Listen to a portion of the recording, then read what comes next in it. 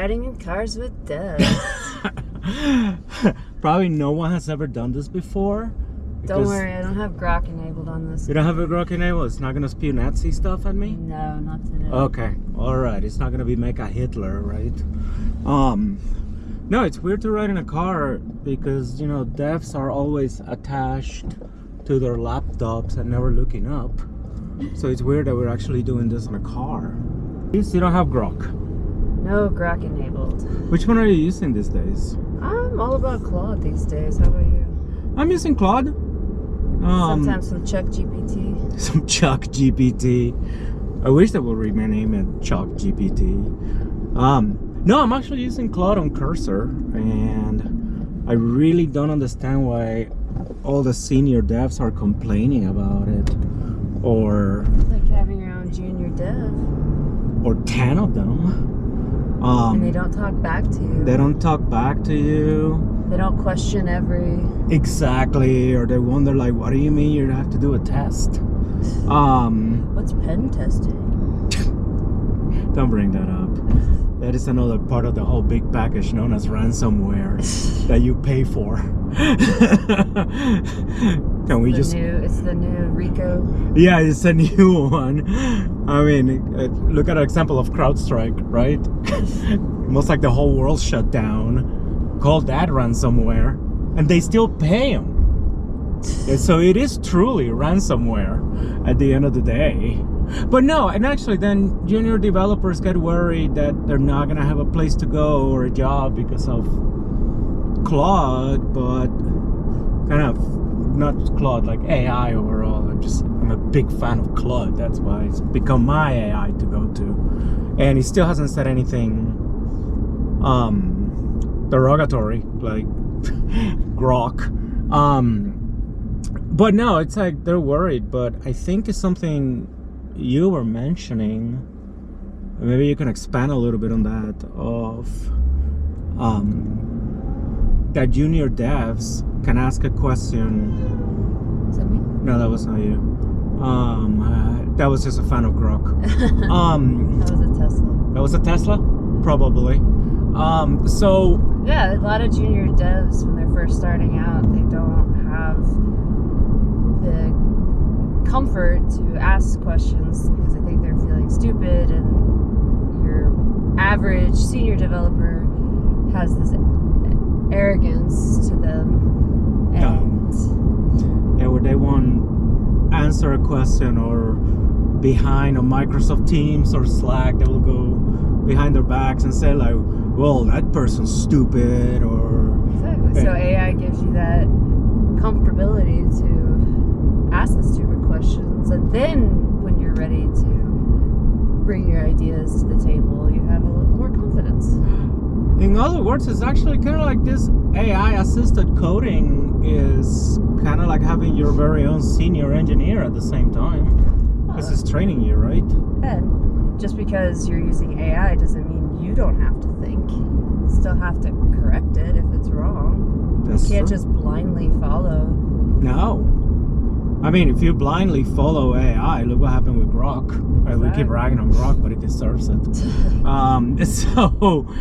But no, I actually do enjoy the code assistance. And another thing that you mentioned when we were chatting about this was the fact that it actually tells you the why.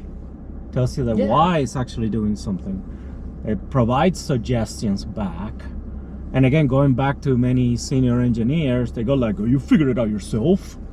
What do you mean you don't know the reason why? But Stack Overflow has just become a huge Yahoo answer. Oh my God, Yahoo Answers. Who sent you to Yahoo Answers? Was it your first friend in MySpace, Tom? Exactly. I mean, Tom wow. is everyone's friend. Tom is everybody's friend. Claude is my friend now. Another thing that I'm actually doing a lot, and I just decided to do it on my own, is that I'm starting to experiment a little bit more with DigitalOcean. Mm-hmm. And Making droplets. They're doing droplets. It makes it a lot easier, in my opinion, than AWS. And we've become so fixated on the big three. Yeah. That it's nice to see another competitor enter space. I like it. I personally like it, and their new release for their AI agents deployment, it makes it very easy.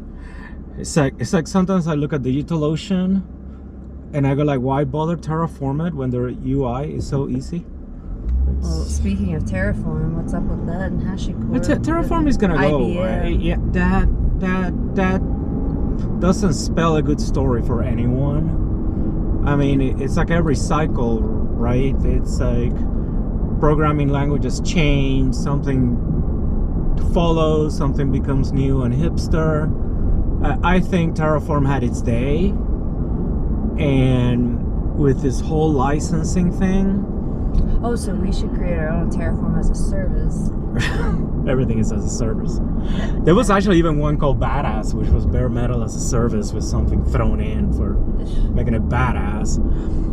But I mean, technically at the end of the day, you can write your own Terraform. It's just keeping a state file on S3 and reading it back. I mean, if you know a little bit of development, you can make a lighter version of Terraform and it does the trick. And we even did it. Yeah. We even did it for our static site deployment. We wrote our own state. That's true. And, you know, we did it with the help of Claude. Because if we have used Grok, the deployments would have shown up with the right armband, and we don't want that. So, no, but technically at the end of the day, I don't think this whole HashiCorp IBM thing, it's going to allow widespread usage. With such push for open source, I can't imagine they're gonna last very long. No, people are already using OpenTofu, which I'm grateful for. We are using Pulumi because we love Pulumi, and it writes in your native Stack Dev language. Dev. So cool. I use the word dev. I'm a dev bro. Programming. You're a programmer. I'm a programmer now. So no, I think a lot of the tooling is already there. I was using the other day the serverless deployment from AWS, and that worked fantastic for me. I had no need for Terraform, and it was done. So it's how crafty you are. The whole IBM HashiCorp thing is just another need to force you to DIY it. Yeah. Yep. That's exactly it. Is forcing us to create a new one. And we will. Not you and I, but everybody in the community will create something new.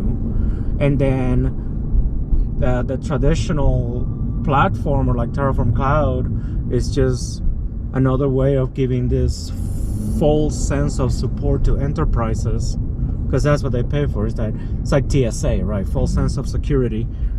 There's a lot of this enterprise scale products is just a full sense of support, and that's what they're rather pay monthly for support or yearly to think that they, what is it, that phrase on the enterprise, having one throat to choke?